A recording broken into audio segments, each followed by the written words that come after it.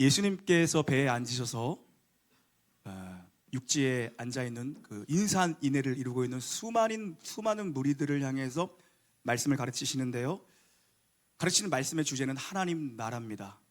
예수님의 공생의 기간 3년이라고 얘기하죠. 이 3년 동안 예수님께서 초지일간 가르치셨던 주제는 하나님 나라입니다. 하나님 나라가 뭔가? 하나님 나라는 통치의 개념이에요. 통치의 개념. 하나님이 주권을 가지시고 하나님이 왕이 되셔서 하나님이 완전히 다스리시는 나라가 바로 하나님 나라입니다. 우리가 천국이라고 말하는 것은 뭐냐면 이 하나님 나라의 통치와 임재가 완전한 것, 완벽한 것, 온전한 것, 이게 천국입니다. 그 성경, 이 두꺼운 성경 66권의 전체를 한 문장으로 요약하면 예수 그리스도와 하나님 나라예요. 이게 성경의 주제입니다. 한번 따라합니다. 예수 그리스도와 하나님 나라. 이게 이 두꺼운 66권 성경의 주제입니다. 예수님이 통치하시는 나라가 바로 하나님 나라입니다. 회개하라, 하나님 나라가 가까이 왔다, 천국이 가까이 왔다. 뭡니까? 예수 그리스도가 오셨다는 것입니다. 이분이 복음이 선포되는 것마다 이제 하나님의 왕되심의 통치가 있는, 하나님이 주권을 가지고 다스리시는 그 천국이 이미 시작되었다라는 거예요. 그래서 천국은 이미 시작되었고요, 우리는 그 완성, 천국의 하나님 나라의 완성, 그 완성될 하나님 나라 천국을 향해서 지금 계속 가고 있는 겁니다. 그래서 예수님이 다스리시는 나라가 하나님 나라인데, 너와 나의 관계 속에, 당신과 나와 사이에, 우리 가운데, 우리 중에 예수님이 거하시면 거기가 하나님 나라입니다. 성도님들끼리 모여서 대화를 하시는데 그 가운데 주인이 예수님이라면, 우리의 주님이 여기 계신다라는 마음의 중심으로 대화를 나누면 거기가 하나님 나라입니다. Among you. 그리고요, 또 하나님 나라는 어디에 어떻게 임하는 것인가? 내 마음 안에. 내 마음 안에 하나님 나라는 임하는 겁니다. 내 삶을 하나님이 주인 되시고 하나님 주권을 가지시고 왕 되신 주님께서 내 마음을 다스리시고 내 삶을 이끌어 가시는 주도권을 하나님 앞에 온전히 내어드리고, 그 하나님 앞에 순종한 완전한 수동태의 삶으로 주님 앞에 끌려가는 삶을 내가 살고 있다면, 내 생각보다 크시고 내 계획보다 앞서시고 언제나 선하신 하나님이 나를 이끌어 가신다는 그 신뢰가 있고, 지금 당장은 눈에 보이지 않고 이해가 가지 않더라도 그 하나님 앞에 나의 삶을 온전히 내어드리고, 말씀이 그렇다 그러면 그냥 가는 겁니다. 지금은 못 받아들이겠어도 일단 아멘 하는 겁니다. 아멘. 일단 아멘부터 하는 거예요. 그렇게 우리는 완전한 수동태가 돼서 끌려가는 삶, 그것이 바로 within you, 내 안에 하나님이 왕 되셔서 내 안에 거처를 삼으시고 나의 삶을 주도해 가시는 주도권적인 삶, 내가 주인 삼은 모든 걸 내려놓고 주 대신 주님 앞에 모든 걸 드리는 삶, 그것이 바로 하나님 나라가 내 안에 임하는 거예요. 우리 영혼에요, 진공 상태는 존재하지 않습니다. 우리의 영혼은 반드시 여러분 무언가로 채워집니다. 사망으로 채워지면 지옥을 경험하는 것이고, 생명으로 채워지면 천국을 경험하는 거예요. 오늘 예배하는 모든 성도님들 천국을 경험할지어다. 생명으로, 오늘 생명의 말씀으로 채워질지어다. 생명의 삶으로 시작해야 될 거 아닙니까 여러분? 오늘 본문은 씨 뿌리는 자 비유입니다. 씨 뿌리는 자 비유. 우리가 이 메시지를 참 많이 들었는데 이 네 가지 밭이 나오니까 이거 네 가지 밭의 비유라고 우리가 오해하기 쉬운데, 이 비유의 핵심은 씨 뿌리는 자 비유예요. 핵심 메시지는 농부는 계속해서 쉬지 않고 씨를 뿌린다는 겁니다. 지금도 예수님께서 배에 앉으셔서 저기 무태에 있는 수많은 무리들을 향해 씨를 뿌리고 계시는 거예요. 예수님이 씨를 뿌리신다? 그럼 그 씨가 무엇인지 오늘 본문이 말씀해 줍니다. 14절입니다. 14절 시작. 나는 말씀을 뿌리는 것이다. 분명히 말씀하죠. 씨는 말씀입니다. 씨는 생명입니다. 말씀은 생명입니다. 하나님은 말씀을 통해서 우리에게 생명을 주시는 분이에요. 하나님이 계속해서 쉬지 않고 농부이신 하나님이 씨를 뿌리는데, 그 씨는 뭐냐? 바로 말씀의 씨, 생명의 씨를 계속 뿌리고 있는 거예요. 이게 바로 은혜의 개방성입니다. 은혜의 개방성. 하나님의 말씀은 누구에게나 지금 열려 있습니다. 여기 계신 모든 분들에게 하나님이 씨를 뿌리고 계시는 거라고요. 하나님의 은혜는요, 개방성이 있습니다. 모두에게 은혜가 지금 흘러나가고 있어요. 씨가 핵심이에요. 씨는 작아도 생명이 있습니다. 이 생명의 말씀이 우리에게 훅 들어갈 때 그게 생명이 들어간 영으로 사는 겁니다. 생명이 들어간 영으로 사는 거예요. 한번 따라합니다. 말씀이 들어간 영으로 살라. 시작. 예배는 그런 겁니다. 말씀이 훅 들어가는 시간입니다. 임재하신 성령께서 우리 안에, 성령께서 성경을 안으로 집어넣는 게 예배입니다. 인간의 영으로 하는 것이 아니라, 인간의 말주변으로 하는 것이 아니라 성령께서 우리 안에 이 성경 말씀을, 이 문자인 성경 말씀을 성령께서 감동하셔서 성령으로 밀어넣는 거예요. 말씀이 들어가는 시간이에요. 우리는 그냥 밭인데 아무리 뭐 땅이 좋고 밭이 좋아도요, 씨가 안 떨어지면 그냥 밭입니다. 열매 못 맺습니다. 열매 맺힐 리가 없죠. 땅이 날 리가 없습니다. 그런데 오늘 본문을 보니까 밭의 상태에 따라서 결과가 다르다는 거예요. 밭의 상태에 따라 네 가지 결과가 나오는데, 네 종류의 밭으로 비유하는데, 길가, 돌밭, 가시떨기, 그리고 좋은 땅, 이 네 가지로 밭의 상태를 설명하고 있어요. 이건 먼저 광의적인 의미로 해석해 보면 이 네 가지는 뭘까? 네 가지는 뭘까? 광의적 의미로 해석하면 구도자에게는 진리를 찾고 생명을 찾고 진정한 복음을 찾는 자들에게는 네 가지 유형이 있다는 거예요. 네 가지 상태: 길가, 돌밭, 가시떨기, 좋은 땅. 물론 이것은 점진적으로 변화되는 상태도 설명할 수 있어요. 그리고 또 한 가지는 뭐냐면, 협의적 의미는 뭐냐면, 이 네 가지 땅은 우리 안에, 한 사람 안에 동시에 이런 네 가지 유형의 상태가 있을 수 있다는 것입니다. 어떤 사람은, 우리 같이 예배를 드리고 있지만 어떤 사람은 길가요, 돌밭이요, 어떤 사람은 좋은 땅이요. 다 다르고, 또 한 사람의 마음 속에서 점진적으로 내가 길가였다가 돌밭이 됐다가 내가 좋은 땅이 되기도 하고, 길가였다가 한 번에 좋은 땅이 되기도 하고, 이 네 가지 유형의 상태를 살펴볼 건데요. 본문을 읽고 오늘 20절이나 되는 긴 본문을 읽었는데요. 앞파트는 뭐냐면 비유고요. 네 가지 비유고요. 그리고 뒷파트는 뭐냐면 비유에 대한 해석입니다. 해석을 직접 예수님이 해주세요. 못 알아들으니까. 첫 번째, 길가입니다. 우리 비유와 해석 함께 읽습니다. 4절 15절을 읽겠습니다. 시작. 뿌릴새 덜어낸 길가에 떨어짐에 새들이 와서 먹어버렸고, 말씀이 길가에 뿌려졌다는 것은 이들을 가리킴이니 곧 말씀을 들었을 때 사탄이 즉시 와서 그들에게 뿌려진 말씀을 빼앗는 것이요. 길가가 뭡니까? 신장로예요. 사람들이 하도 왔다 갔다고 해서 단단해지고 매끈매끈해진, 그냥 뭐 아스팔트처럼 단단해진 매끈매끈해진 길가가 돼버렸습니다. 이스라엘의 농사법은 모판에다가 모내기 하는 이 양법이 아니라 뿌리는 방식입니다. 뿌리다 보면 길가에도 떨어질 수밖에 없어요. 흩날려 뿌리니까. 그런데 길가는 사람들의 왕래가 너무 잦아서, 얼마나 넓은 길이었으면 사람들의 왕래가 잦았겠어요.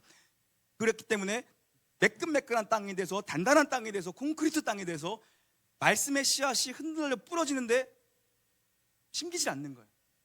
들어가질 않는 거예요.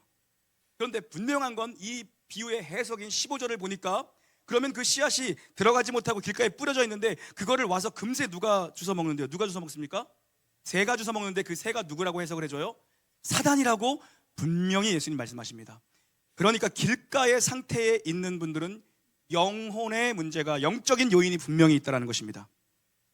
길가 같은 마음의 상태는 사단에게 말씀을 빼앗기는 자입니다. 사단이 지금 말씀이 들어가지 못하도록 계속 빼앗고 있는 상태가 바로 길가의 상태입니다.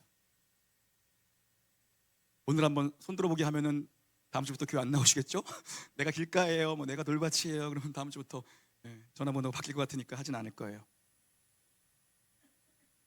길가라는 건 영혼의 주인이 없어요. 주인이 있으면 함부로 못 들어와요. 주인이 없으니까 수시로 마음대로 왔다 갔다 하는 겁니다. 누가요? 더러운 사단 마귀가. 이 시대를 보십시오.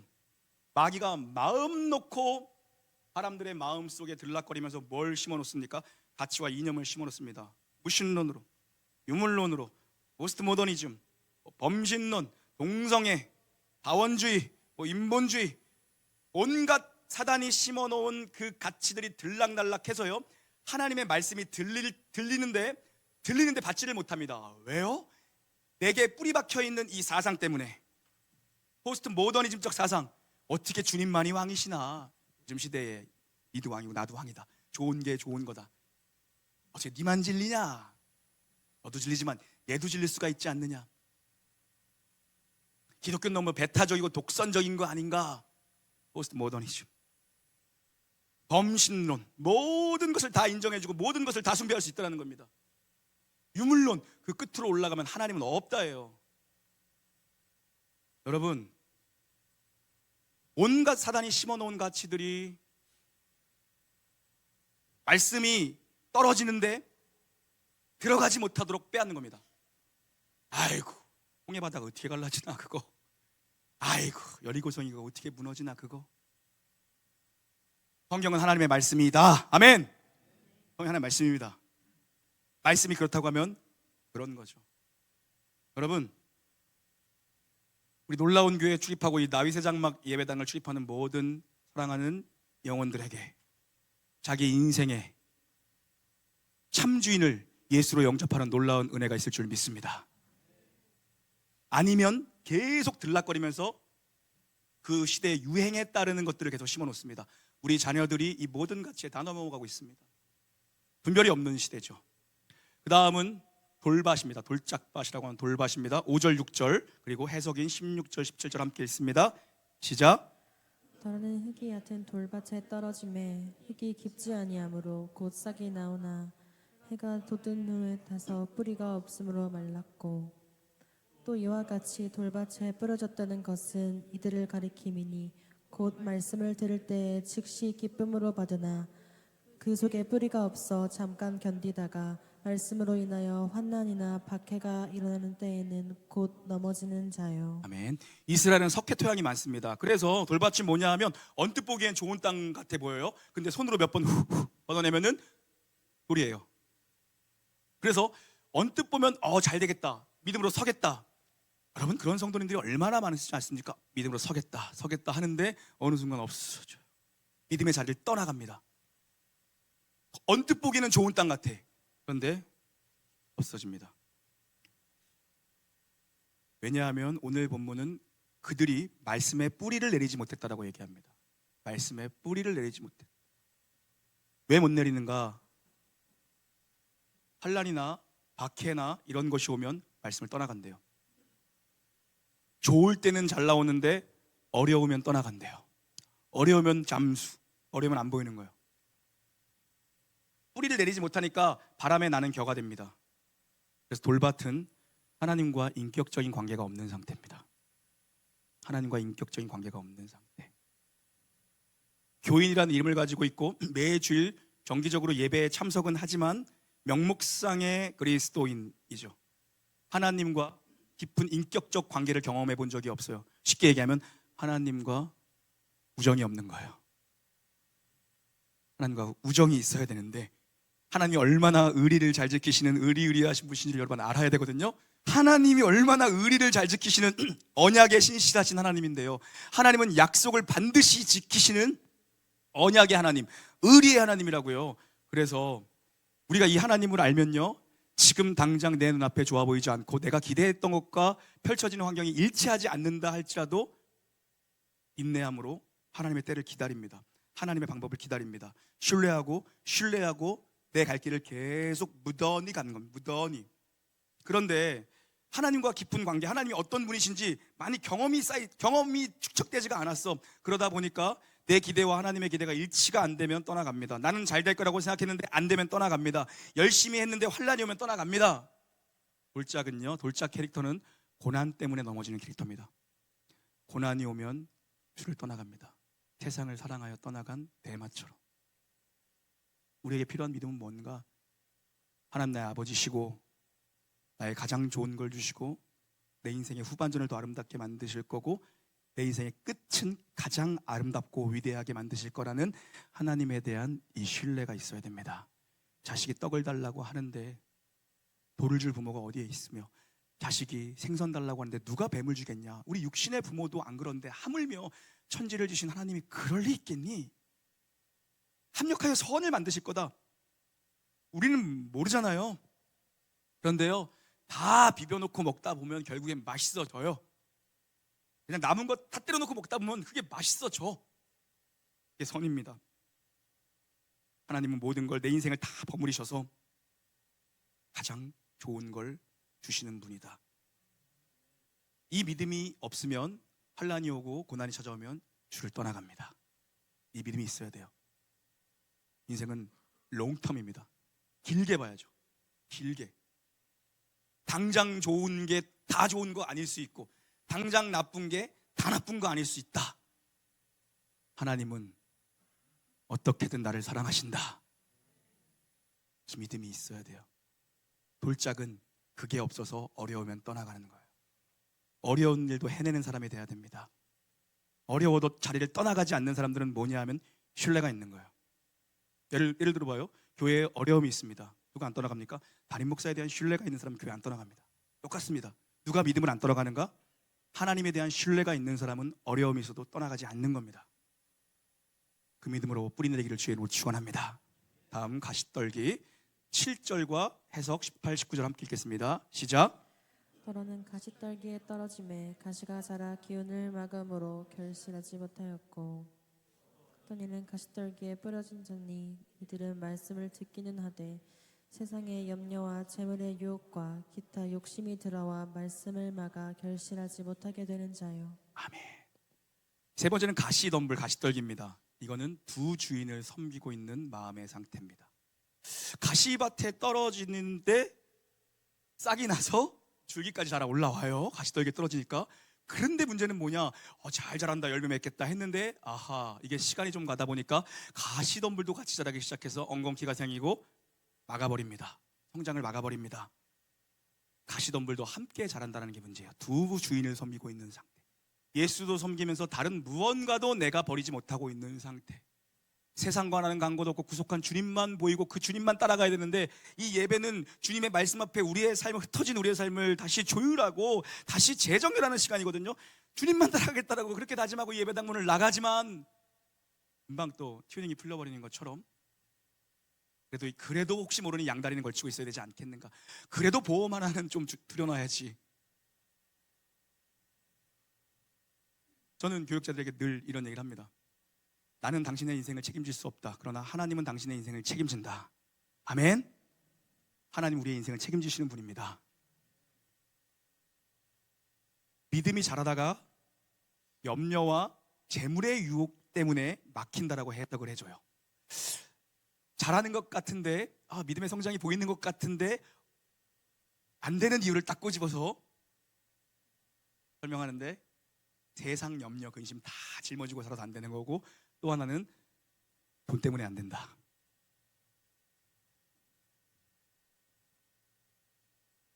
이런 사람은 돈 때문에 이제 롤러코스터를 타는 인생인데요. 돈이 있으면 유혹에 빠지고요. 돈이 없으면 염려에 빠지죠. 결국엔 두 주인 중에 한 주인은 누구였던 거예요? 돈이었던 거예요. 결국엔 돈이었던 거예요. 성경은 분명 우리에게 도전합니다. 하나님과 재물을 겸하여 섬길 수 없다. 돈 얘기만 하면 아멘을 안 하시는군요. 다시 한번 할까요? 제 얘기가 아니잖아요, 여러분. 성경은 분명히 얘기합니다. 하나님과 재물을, 아멘 안 할 준비하지 마시고 하나님과 재물을 겸하여 섬길 수 없느니라. 여러분, 죄송한 얘기해야 되니까 밑에 내려와서 할게요. 믿음 성장 잘하는 방법 가장 베이직 가르쳐줄게요. 이것만 잘해도 딱 세 가지예요. 이 세 가지만 잘해도 비약적인 믿음의 성장을 이룹니다. 오늘 이 말씀 속에 다 들어가 있는 거예요. 일단 예배 잘 나오시면 돼요. 아멘 안 하잖아, 이순희 집사님 같은 경우는. 예배 잘 나오실 줄 믿습니다. 1시간 예배가 사람을 살린다라는 이 말씀 붙잡고, 예배가 생명이고 죽어도 난 예배 드린다. 이게 인생을 바꾸고 내 자식의 인생을 완전히 바꿔놔요. 아멘. 다음 거 이제 아멘 더 안 할 거 아니까 그냥 할게요, 편하게. 물질에 있어서 부끄럽지 않은 신앙생활하면 믿음이 비약적으로 자랍니다. 웬일이요 자라게? 여기에 막혀서 많은 사람들의 믿음이 자라지 않아요. 돈 문제 항상 딱 막힙니다. 특히 남자분들 눈빛만 봐도 알아요. 내가 세 번째, 제일 중요해요. 아멘만 잘해도 믿음이 비약적으로 성장할지어다. 이게 오늘 말씀의 핵심인데요. 여러분, 아멘만 잘해도 정말 정말 믿음이 비약적으로 자랍니다.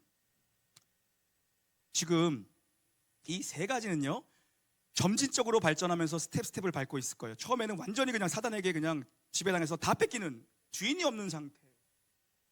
그러다가 이제 싹은 나는 상태. 그리고 세 번째는 줄기까진 자라나. 근데 이제 세상의 염려, 뭐 돈 문제 이런 거에 딱 걸려서 더 이상은 이제 성장을 못 거두죠. 그런데 마지막은요, 기하급수적으로 비약적으로 믿음이 성장하고 하나님의 복이 쏟아 부어지는 상태가 있습니다. 그런 사람이 있고 그런 마음의 상태가 있는 거죠. 마지막입니다. 8절과 20절 함께 읽겠습니다. 8절과 20절 함께 읽겠습니다. 시작. 더러는 좋은 땅에 떨어짐에 자라 무성하여 결실하였으니 30배나 60배나 100배가 되었느니라 하시고, 좋은 땅에 뿌려졌다는 것은 곧 말씀을 듣고 받아 30배나 60배나 100배의 결실을 하는 자니라. 아멘. 마지막 좋은 땅은요, 최소가 30배입니다. 기본이 그냥 30, 60, 100이에요. 사람이 열심히 하면 3, 4배는 되겠죠. 사람이요, 열심히 하면은 뭐래도 3, 4배는 할 수 있습니다. 열심히만 하면 3, 4배는 될 거예요. 근데 30배, 60배, 100배는 하나님의 숫자입니다. 여러분의 삶에 100배의 축복이 오늘 임할지어다. 아멘으로 답하시는 자, 아멘으로 응답하시고 이 말씀 그대로 받는 자, 100배의 복이 임할지어다. 좋은 땅이 되고 싶다고 다 좋은 땅이 될 수 있는가 쉽지 않죠. 그런데 오늘 본문을 보면요, 좋은 땅에 정말 명확한 특징이 나와요. 20절 한번 자막 띄워줘 보시겠어요? 뭐 눈으로 보세요. 읽지 마시고 눈으로 한번 보세요. 우리가 국어 공부 잘했으니까 찾을 수 있을 거야. 뭐지 도대체 좋은 땅의 비결이 뭘까? 30배나 60배나 100배의 결실을 하는 이유가 뭘까? 뭐가 있습니까? 말씀을 듣고 그 다음 뭐예요? 말씀을 받는 거예요. 받고 계시는 줄 믿습니다. 듣기만 하면 안 된다는 거예요. 받아야 되는 거예요. 받아야 돼요. 삐딱이들은 안 받습니다. 아까 헌금 얘기할 때부터 이제는 안 듣겠다라고 결심을 했어. 하나님도 그런 헌금 안 받으니까 안 하셔도 돼요. 제발 그런 마음을 하지 마세요. 여러분, 축복의 말, 소망의 말, 생명의 말, 책망의 말, 듣기 불편한 말, 듣기 좋은 말을 일단 아멘하고 받는 겁니다. 아멘. 그때 역사가 일어나요. 그때 비약적인 성장이 일어납니다. 비약적인 성장. 이거를 여러분이 거부하면요, 30년을 교회 안에 있지만 똑같아요. 똑같습니다. 좋은 땅은 적극적으로 듣고 적극적으로 받는 상태입니다. 이게 좋은 땅의 유일한 비결이에요. 누구나 좋은 땅 될 수 있는 거 아닙니까? 받기만 하면 되니까 쉽죠. 영접을 잘해야 돼요. 영접을 잘해야 돼요. 일단은 청종하는 거고요. 우리 놀라운 교회 성도님들은 예배 태도가 여기 와서 더 좋아지신 것 같아. 그래 여러분, 우리 정말 너무 청종들을 잘하죠. 1부 예배나 2부 예배나 청년들이나 얘기하면 얼마나 청종을 잘하는지 몰라. 근데 여기서 멈추면 안 되는 거예요. 여기서 멈추면 백날 가도 그대로입니다. 영접을 해야 돼요. 수납을 해야 돼요. 믿음이 뭔지 아세요? 믿음은 하나님의 말씀을 그대로 수납하는 겁니다. 수납하는 거예요. 그래서 수용성이 좋은 사람이 열매를 맺고 믿음의 성장이 있습니다. 수용성만 좋아도 최소 30배의 열매를 맺는 거예요. 난 오늘 우리 교회에서 사업하시는 분들 계시면 그분들에게 도전하고 싶습니다. 믿음대로 한번 사업해 보시기를 주의 이름으로 축원합니다. 믿음대로 한번 반응해 보십시오. 말씀대로 한번 반응해 보십시오. 우리는 말씀이 있는데 이건 말씀인 거고 현실은 그렇지 못하라고 말씀을 이미 재단해 놓고 시작하니까 비약적인 성장이 일어나지 않는 거예요. 말씀이 그렇다고 하면 그렇게 하는 거예요. 그게 승부처입니다. 그래서 아멘만 잘해도 최소 30배, 무조건 우리 그냥 100배, 그냥 무조건 그냥 100배. 예? 우리 옆에 한번 축복합시다. 당신은 좋은 땅입니다. 정말 얼굴 보니 좋은 땅이십니다. 좀 축복 좀 해줘요. 서영규 수사님, 왜 정용희 수사 축복 안 해? 좀 축복 좀 해줘. 두 분이. 당신은 좋은 땅입니다. 수용성이 좋아야 열매를 맺어요. 진짜 그래요.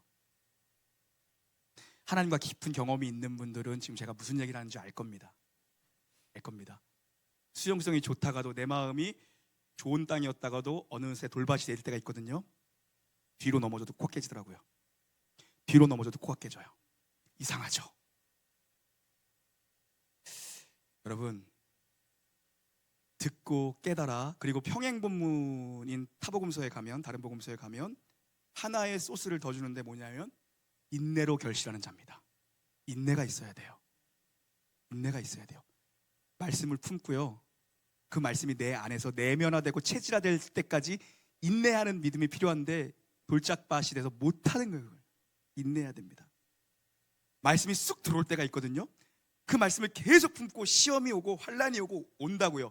여러분 그거 한번 해보십시오. 내가 순종하기로 결단해보고 내가 신앙생활 제대로 해보기로 결단해보고 한번 해보십시오. 환난과 고난이 반드시 옵니다. 그걸 브렉트로 해야 돼요. 그걸 돌파해야 진짜를 보는 건데 그거를, 그 믿음이 없는 걸 보면서 속상해요. 여러분 희한하게요, 나쁜 것만 듣고 나쁜 것만 보고 나쁜 것만 말하는 건 영적인 일이거든요. 다시 한번요, 중요해요. 나쁜 것을 계속 나쁜 것만 보이게 되고 나쁜 것만 보고 나쁜 것만 생각하고 나쁜 것만 말하는 거는 이거 분명히 영적인 일이에요. 주님 분명히 말씀하십니다. 너희 말이 내 귀에 들리는 대로 행하리라. 그래서 나쁜 일을 보고 나쁜 일을 말하기 시작하면 영적인 일이기 때문에 나쁜 일이 일어납니다. 감기는 금방 전염됩니다. 옆에 있기만 해도 전염됩니다. 지금 독감 유행이라 많이들 또 못 나오셨는데 금방 전염됩니다. 그런 거예요. 그런데 좋은 것 들리고 좋은 것 내면화시키고 좋은 것 품고 좋은 것을 마음에 쌓아두면 인생의 축복의 열매가 100배로 열리기 시작합니다. 영적인 문제예요. 감회를 받으셔야 돼요. 영적인 문제예요. 사랑하는 여러분, 땅이 아무리 좋다고 해도, 근데 아무리 좋은 땅 되고 싶다고 해도 좋은 땅 될 수가 없잖아요. 나도 말씀이 들려보고 싶은데 안 들리는 거 그거 어떡합니까? 그래서 여러분, 그러니까는 우리 교회는 이렇게 주무시는 분이 없어가지고 제가 또 이런 말을 또 해도 뭐 의미가 없는데, 그렇게 생각해봤어요. 예전에 목동에서 계속 지속적으로 주무시는 분이 계셔가지고 내가 문제일까 저 사람이 문제일까, 나도 여기서 설교하면서 시험이 드는 거야. 그때 내가 스스로 그냥 내 스스로 내면화시켜서 정리를 했어요. 설교 시작하고 5분도 안 돼서 자면 저 사람 문제다. 5분 넘어서 자면 내가 재운 거다. 감사하게 또 아무도 안 주무셔서 감사한데, 여러분 나도 살고 싶고 듣고 싶고 성장하고 싶은데 안 되는 걸 어떡합니까? 주인이 기경해줘야 됩니다. 농부가 기경해줘야 돼요. 성령께서 우리의 묵은 땅을 갈아엎으시고, 성령이 이른 비가 필요할 때 이른 비의 은혜를 부어주시고, 추수할 늦은 비가 필요할 때 늦은 비를 부어주시고, 성령의 단비가 오늘 우리에게 필요한 줄 믿습니다. 오직 성령을 의지하십시오. 우리의 굳은 마음을 부드럽게 하시고 우리의 말씀에 생명의 말씀이 들려오도록 일하시는 분은 성령입니다. 여기 와서 아무리 달변가가 얘기해도요, 성령의 터치가 없으면 들리지가 않습니다. 이 시간 우리 성령의 은혜를 구하며 하나님의 은혜를 구해야 되는데요, 하나님 교만한 자를 낮추시고 교만한 자를 패하시는 분입니다. 그리고 겸손한 자에게 은혜를 베푸시는 우리 아버지십니다. 하나님은 은혜 베풀 자에게 은혜를 베푸시는데, 그 은혜 베풀 자는 누군가? 겸손하게, 하나님 내가 목이 마릅니다. 내가 생명을 얻고 싶습니다. 내게 생명을 주십시오. 이런 자입니다. 나의 영혼이 돌짝처럼 굳어가고 있습니다. 나의 영혼이 가시덤불로 엉켜가고 있습니다. 내가 질식해 죽기 직전입니다. 하나님 나에게 생명의 생수를 공급하여 주시옵소서. 주여 나를 불쌍히 여겨 주시옵소서. 우리 주님께서, 복음서에 우리 주님께서 단 한 번도 거절하시지 않은 외침이 하나 있습니다. 스폴랑크 니조마이, 나를 불쌍히 여기소서.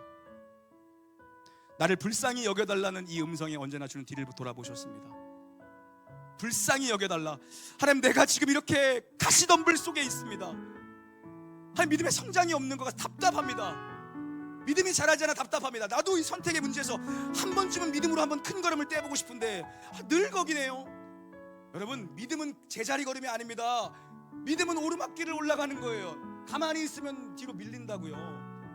하나님,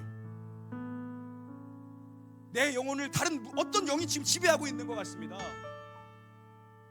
내가 돈에 미쳐 사는 것 같고, 내가 뭔가에 지금 미쳐 사는 것 같습니다. 내가 뭔가에 지금 지배당한 것 같아요. 하나님, 내가 뭔가에 중독된 것 같습니다. 주님 앞에 나아가면 주님은 다 고쳐주신 줄 믿습니다. 우리 주님은 그런 분이세요. 주여, 나를 불쌍히 여기시고 목마름으로 주님 앞에 나아가오니 우리 영혼에 오늘 밤에 단비를 내려 주시옵소서. 우리의 묵은 마음을 기경하여 주시옵소서. 굳은 마음을 제하시고 이곳에 있는 모든 성도들을 새롭게 하여 주시옵소서. 우리 이미들 함께 찬양하며 나아갈 때 주께서 성령을 부으셔서 우리 영혼을 새롭게 기경하실 줄 믿습니다.